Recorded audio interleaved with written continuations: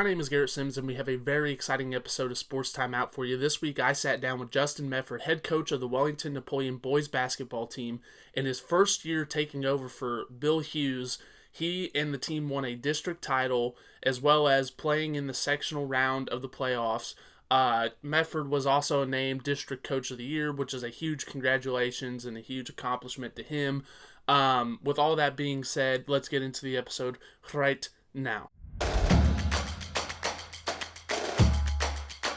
My name is Garrett Sims. I have a very special guest with me today. I have Justin Mefferd, head coach of the Wellington Napoleon boys basketball team, who recently won a district championship this year.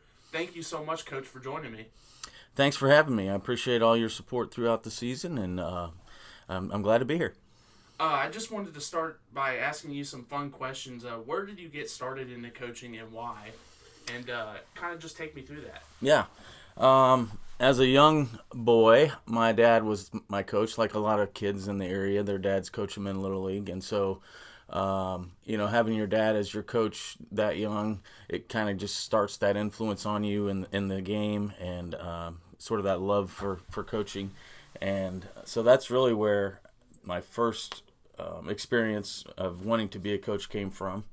And then while I was in college, which was 30 years ago now, I was offered a chance to be a coach at Wellington Napoleon while I was in college. So I was able to learn under Todd Shannon, who was the head coach at that time, and I was the middle school boys coach and also the assistant varsity girls coach. So that's where I got started, and I've had a lot of great influences along the way. So we can talk about those later today.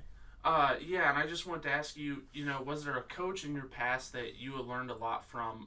What did they teach you? And most importantly, is there a piece of advice that still sticks with you? Yeah. So when I went to Odessa, most of my playing time was spent on the JV court. I was an undersized guard, and there was a lot of great talent around me in both grades. And so Rob Weibel was a big influence on me. Coach Rorvik was also, but like I said, most of my playing was on the JV level. So what I remember from 30 years ago, was, Coach Weibel was intense on the court, and he expected a lot of you. You learned how to be accountable under him. And, one of the main things I learned from him, it was never personal. He was always trying to make the team better, make you better as an individual. And then once the game was over, or practice was over, you could really tell he cared about you, and the relationship building was an important part of that. And I just wanted to ask you, you took over Wellington Napoleon's basketball program for Bill Hughes this year, and I just wanted to ask you, I know you were an assistant, but what kind of was the conversations leading to that happening, and what were you most excited about at the time? Yeah. I knew if and when Mr. Hughes retired that I would want to take it over. This group of seniors that I had this year, along with my son, who was a junior, I had the opportunity to coach them in basketball in Little League. I was their middle school coach before they got into high school, and then I was their assistant for 3 years, moving up into, being their head coach as a senior, or when they were a senior. So I really knew these kids well. They knew me well. And, I think that's a big part of why we had success this year, just because we know each other well, and we'd already established relationships and goals and things like that to work towards. And I'd just say, looking back now, did you think this team could accomplish what they did, and was there a certain moment you knew they could? Really, I did. I thought this group could do some special things this year. At the beginning of the season, we had started kind of behind the eight ball. Football went into the basketball season, which is a great thing. I'm glad we had success in football, but it does put you a little bit behind the eight ball with, limited practice time and games all at the same time. And so we did get off to a slow start, but, these kids, they face every challenge that comes their way, and met it with excitement and enthusiasm. And, had a few bumps along the way, but, finishing the season the way we did, it was awesome. And, yes, I knew these kids had it in them. And the biggest part of it is they believed in themselves. It didn't have anything to do with me. They believed in themselves. And I know I didn't have this written down, but one of my favorite games was Richmond, and I think I just kind of wanted to ask you about playing Richmond this season because they do kind of come out. They beat you guys kind of handedly in the first game, but I think it speaks a lot to your coaching style and your players the way you guys came out in that second game. Yeah, they didn't just kind of beat us. They thumped us by 39 points, and it was 1 week later, and we came out and beat them on their home court. And it just really shows the mental toughness of these kids. And that's not an easy thing to do after losing to a team that bad and then coming out and really controlling the second time we played them. It was a great game. That was one of the games that I put down that was most memorable. Mm-hmm. And it really was a jumping off point for the rest of our season. It showed the kids exactly how good they could be, and it really propelled us the rest of the way. And I wanted to ask you, take me through the season as a whole. What did you think this team did just really well at, and what is its legacy? Yeah, this team, I've coached a lot of teams in the past, and I don't know that I've ever coached a team as balanced as this one. We had a lot of key contributors in different facets of the game. We had, we probably played nine guys most of the way through, and that's not typical of a Class 1 or Class 2 basketball team a lot of the times. And then, taking that into fact with 9 players, that's a lot of sharing the ball. Mm-hmm. And you have to have a special group of people in order to share the ball that much and not care who gets the credit as long as we get the W at the end of the day. And this group really instilled, they really thought that. That's one thing we preached throughout the year. It doesn't matter who gets it. If we get the W at the end, that's what matters. Yes, sir. And I just say, I know we talked about Richmond a little bit. What for you was the most enjoyable game of the season, and or were there any moments that stood out? Yeah. When we beat Lexington, that's a team that we haven't beat in several years, and it's a pretty close rival. They're a little bit bigger school than we are, and so that was a great win for us. And that happened, a couple weeks before the Richmond game. And so probably those 2 games, along with winning a district title, were big games for us throughout the year. What's the relationship you want to build with your players, and what's something you want them to learn from you? Yeah. One of the things that I learned from the coaches that I had growing up, it's great to win, and that's what we want to do.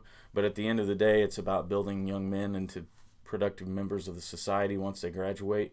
And, there's a lot of lessons to be learned in a sports season. It doesn't have to be basketball, but, there's lessons in sacrifice, there's lessons in unity, there's lessons in discipline, accountability. And those are the types of things that we try to teach throughout the season through basketball in order for them to be productive when they graduate. And I know you said you got to coach all these boys, but I want to just ask you about Jace, and what does it mean for you to coach your son, to watch him get to grow as a basketball player? Yeah, he makes it easy, and what I mean by that is he's one of the hardest working kids that we have, and that may sound biased as his dad, but I'm speaking as his coach right now. He is a leader on the court, he's a leader off the court, he's a straight A student, and like I said, he just makes it easy. And without his work ethic and his will to want to get better, it wouldn't be easy. And we just have a great relationship on the court as a coach and player.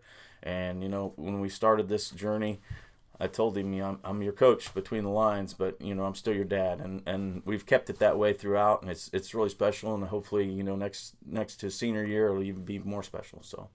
That's awesome, Coach. And I just kind of want to throw in another question. You got to coach a lot of these boys growing up, and what has it meant to you to coach them throughout their lives and watch them grow up and become young men?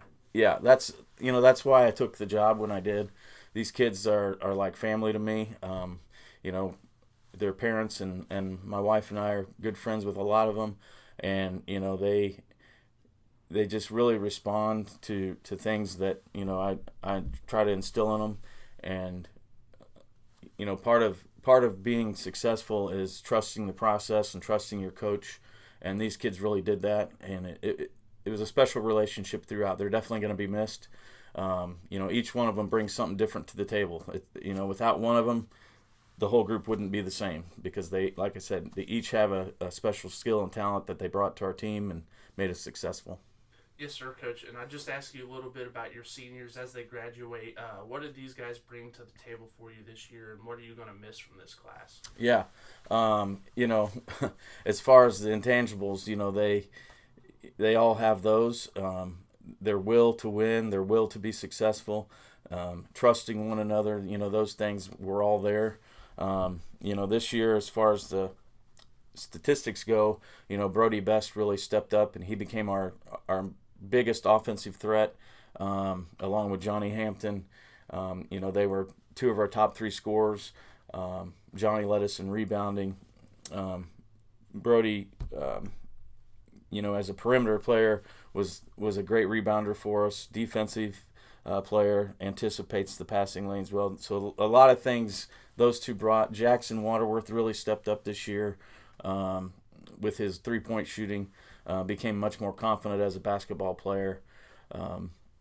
Wyatt Ernest and Noah Owens did a great job for us in the post, getting a lot of boards and playing post defense. And Trey Simsizer came in off of the bench. He had some spot starts for us and just really gave us a boost when we needed it on the rebounding edge. He had a couple of double-doubles with points and rebounds. And so, like I said, every one of these kids gave us something, both statistically and as leadership qualities for this program. And they're definitely going to be missed. But hopefully some of the things that they've shown these younger kids will help them become successful in the future. And I was just going to ask you, what does it mean that your team won a district title in basketball this season? What does that mean to you as a coach? Yeah, these kids deserve it. They've worked hard in their whole high school careers for this. And, coaches before me, teams before me have built this program, and there's a tradition there. And this particular group hadn't really got to that level of winning a district championship, so I'm just so happy for them that they can have that, and they can help the younger kids understand what this tradition means of Tiger basketball, and hopefully next year we can continue that. And I know you kind of touched on it a little bit, but what are your kind of early expectations for next season, and how do you build upon this one? Yeah, well, we're definitely going to be a younger team, losing 6 seniors. But we have some athletic kids that played JV this year, and even maybe some freshmen that might help us out. You never know. It's early on. But we have a great leader coming back in Jace as our point guard. Abe Allman, who was a freshman this year, got to really be a key part of our team as the season went on. And so we're looking for a lot of leadership from those two. And like I said, we have a few sophomores that will be juniors. Wyatt Miller contributed a lot this year. And so those are some of the kids that we're going to look for as leadership, but we do have some younger kids that definitely going to have to play some key roles in order for us to have success.